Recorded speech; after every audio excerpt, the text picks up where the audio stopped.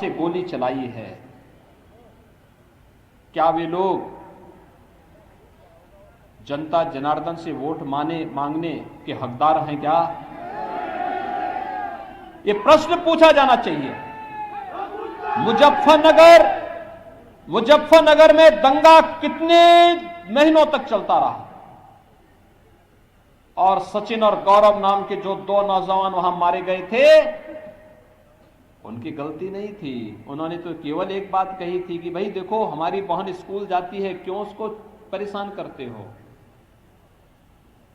बहन की रक्षा के लिए, बहन के सम्मान की रक्षा करने के लिए वे दो नौजवान गए थे, निर्मम हत्या कर दी गई और लखनऊ से फोन आकर के उन गुंडों को, हत्यारों को छुड़ा दिया जाता है।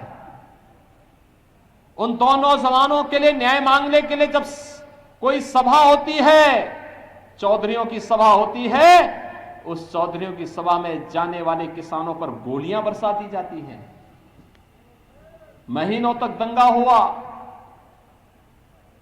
इन लोगों को शर्म भी नहीं आती है कि दंगों के कारण मारे गए निर्दोष हिंदुओं की खून से जिनकी टोपियां दागी हुई हो, रंगी हुई हो, और राम भक्तों की, निर्दोष राम भक्तों पर गोलियों से जिनकी टोपियां रंगी हुई हो, वे लोग आज शांति और सौहार्द का उपदेश देकर के ऐसे दे रहे हैं जैसे, यानी इन लोगों को बोलने में तनिक भी संकोच नहीं होता। और ये लोग तब आ रहे हैं जब चुनाव में इन लोगों ने उन्हीं दागी लोगों को फिर से प्रत्याशी बनाया है। कैराना के व्यापारियों के प्लान के लिए जो जिम्मेदार थे,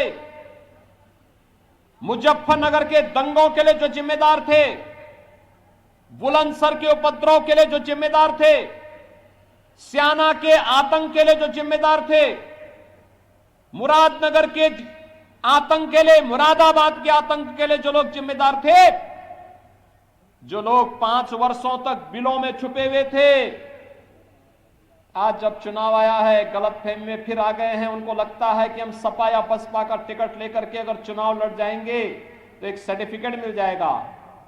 कानून का राज तो यूपी में 10 मार्च के बाद भी रहेगा, चिंता मत करिए। कानून का राज तो तब भी रहना है। उत्तर प्रदेश की 25 करोड़ जनता की सुरक्षा के साथ कोई खिलवाड़ नहीं कर पाएगा। और अगर भाइयों बहनों, ये जो पेशेवर अपराधी और माफिया है ना, ये भले ही चुनाव के दौरान कुछ देर तक धौंस दिखाने का प्रयास करेंगे, लेकिन 10 मार्च पर के बाद आप देखेंगे इनके गले में तख्ती लटकती हुई दिखाई देगी। ये लोग किसी थाने की चौखट में जाकर के इस बात की भीख मांगते हुए दिखाई देंगे कि बकस दो, बकस दो। सब्जी बेच करके फुटपाथ पर, चद्दर में, किसी बोरे में सामान बेच करके अपना पेट भर लेंगे, लेकिन किसी व्यापारी और किसी गरीब के हक पर डकैती नहीं डालेंगे। आप देखना 10 मार्च के बाद फिर यही होने वाला है। और इसीलिए मैं आप सबसे अपील करने के लिए आया हूं। भाइयों बहनों, हम लोगों ने 2017 में जो कहा, लोक कल्याण संकल्प पत्र का एक एक वाक्य हमने मंत्र मान करके उसको अक्षरशः पूरा किया। और करते भी क्यों नहीं? क्योंकि आपने योग्य जनप्रतिनिधि चुने थे। हर महीने तो जनरल साहब पहुंच जाते थे कि साहब लोक कल्याण संकल्प पत्र में ये कहा है और वहां की ये आवश्यकता है। शहजीत पाल त्यागी जी पहुंच जाते थे कि ये सब काम होने चाहिए, इन कार्यक्रमों को आगे बढ़ाया जाना है। और यही के लिए नहीं, पूरे पश्चिमी उत्तर प्रदेश के विकास की लोग चर्चा करते थे। सभी किसानों की, सभी व्यापारियों की, सभी नौजवानों की,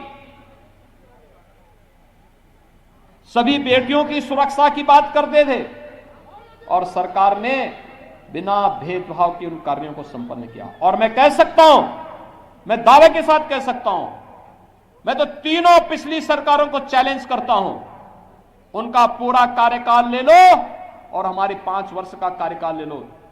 उपलब्धियों के मामले में, सुरक्षा के मुद्दे पर वे तुलना कर लें। भारतीय जनता पार्टी की सरकार का कार्यकाल विकास के मुद्दे पर, सुशासन के मुद्दे पर, राष्ट्रवाद के मुद्दे पर, सुरक्षा के मुद्दे पर, इन सब पर संयुक्त रूप से भी भारी पड़ेगा। मैं कह सकता हूं, हमारी सरकार में प्रदेश में एक भी दंगा नहीं हुआ। पिछली सरकारों में हर तीसरे दिन एक दंगा होता था। पर्व और त्योहार शांतिपूर्ण तरीके से मनाए जा रहे हैं।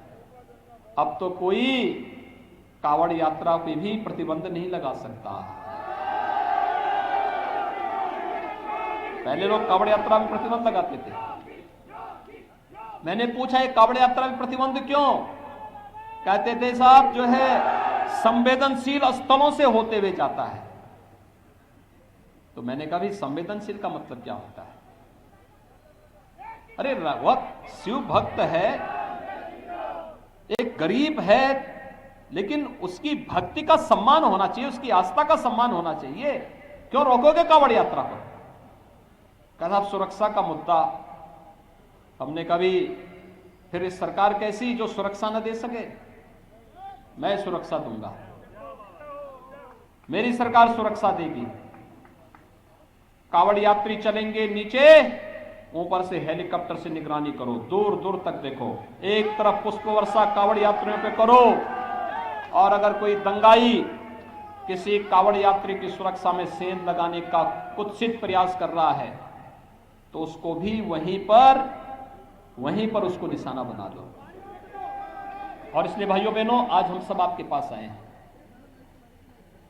सपा हो, बसपा हो, कांग्रेस हो, इनका न विकास का कोई एजेंडा है, न सुरक्षा का है, सुशासन का भी नहीं है।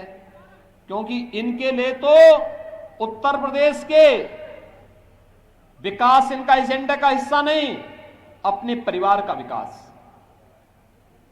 एक पार्टी है चाचा भतीजे की, एक पार्टी है भाई बहन की, एक पार्टी है बुआ भतीजे की। बाकी इसके अलावा किसी और को इस पार्टी में कोई जगह नहीं। वही इर्द गिर्द सब घूम फिर करके वही सब एक साथ होना है। इसलिए कोई विकास का विजन नहीं, सुरक्षा का भी कोई विजन नहीं। वे लोग सुरक्षित रहे, बाकी तो जाए भाड़ में, उनको बाकी से मतलब ही नहीं। हमारे लिए प्रदेश की 25 करोड़ की जनता ही हमारा परिवार है। उसकी सुरक्षा, उसकी समृद्धि, उसकी खुशहाली, यही हमारी खुशहाली है। और भारतीय जनता पार्टी इन मुद्दों और इन मूल्यों की प्रति प्रतिबद्ध है। और उसी के लिए आज समर्पित भाव के साथ एक बार फिर से आपसे अपील करने के लिए आया हूं। श्री अजीत पाल त्यागी जी ने मेहनत करके कार्य करने का प्रयास किया है, अच्छे ढंग से यहां की योजनाओं को आगे बढ़ाने का कार्य किया है, बड़े बड़े इंफ्रास्ट्रक्चर के कार्य लाने का प्रयास किया है, हर स्तर पर डबल इंजन की सरकार का लाभ हर गरीब तक पहुंचाने का कार्य किया है। और भाइयों बहनों, उस क्रम को अनवरत आगे बने रहने के लिए आज मैं इसलिए आया हूं। अगर हम चाहते हैं कानून का राज बना रहे, अगर हम चाहते हैं कि कानून का राज इसी प्रकार से बना रहे, हर नागरिक का, हर गरीब का, हर व्यापारी का, हर नौजवान का, हर किसान का, हर महिला का, हर बेटी की सुनवाई होती रहे, अगर आप चाहते हैं थानों का संचालन कोई हिस्ट्री सीटर न करे, अगर आप चाहते हैं कावड़ यात्रा अनवरत इसी प्रकार से चलती रहे, अगर आप चाहते हैं अन्नदाता किसानों का सम्मान इसी प्रकार से बना रहे, अगर आप चाहते हैं व्यापारियों को सुरक्षा इसी प्रकार से मिलती रहे, अगर आप चाहते हैं किराना जैसे पलायन उत्तर प्रदेश से न होने पाए, अगर आप चाहते हैं कि उत्तर प्रदेश में जो एक ओवरऑल परसेप्शन उत्तर प्रदेश का अच्छा गया है देश के अंदर, यह अनवरत इसी रूप में आगे बढ़ता रहे, अगर आप चाहते हैं कि उद्योग लगते रहें और नौजवानों के लिए रोजगार के नए नए अवसर मिलते रहें, अगर आप चाहते हैं तुष्टीकरण की राजनीति हर हाल में बंद होनी है, और अगर आप चाहते हैं कि पेशेवर अपराधी और माफियाओं के अवैध कमाई पर सरकार का बुलडोजर इसी प्रकार से चलता रहे तो एकमात्र विकल्प भाजपा है। भारतीय जनता पार्टी एकमात्र विकल्प है और इसलिए भारतीय जनता पार्टी इस एकमात्र विकल्प के लिए मैं आप सबसे अपील करूंगा।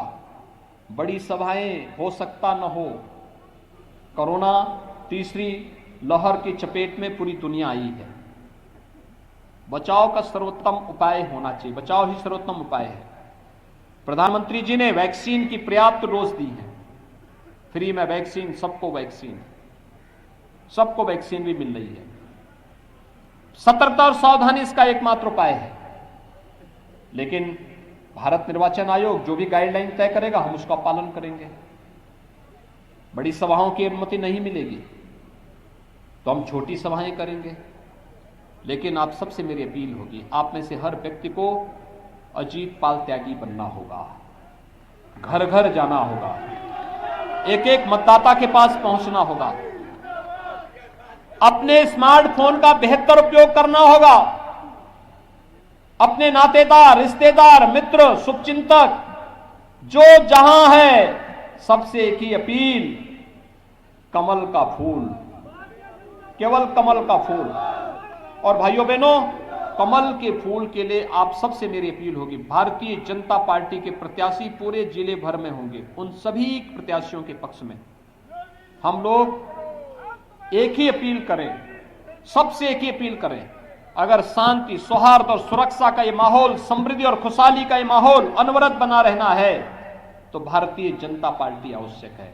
और मैं आप सबको इस बात के लिए आश्वस्त करता हूं, भारतीय जनता पार्टी आपकी सुरक्षा और आपकी समृद्धि के साथ किसी प्रकार का कोई समझौता किसी से न करके प्रदेश को देश का नंबर 1 प्रदेश बनाने का कार्य करेगी। नंबर 1, आर्थिक रूप से देश का सबसे समृद्ध प्रदेश, सुरक्षित प्रदेश, और उत्तर प्रदेश प्रकृति और परमात्मा की कृपा का प्रदेश। सब कुछ हमारे पास है, केवल एक पहल को और तेजी के साथ आगे बढ़ाने की आवश्यकता है। यही अपील करने के लिए आज मैं आपके बीच में आया था।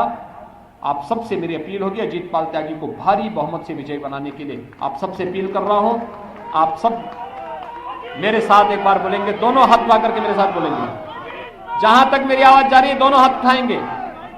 जहां तक सभी लोग दोनों हाथ उठा करके मेरे साथ बोलेंगे, भारत माता की, भारत माता की, भारत माता की।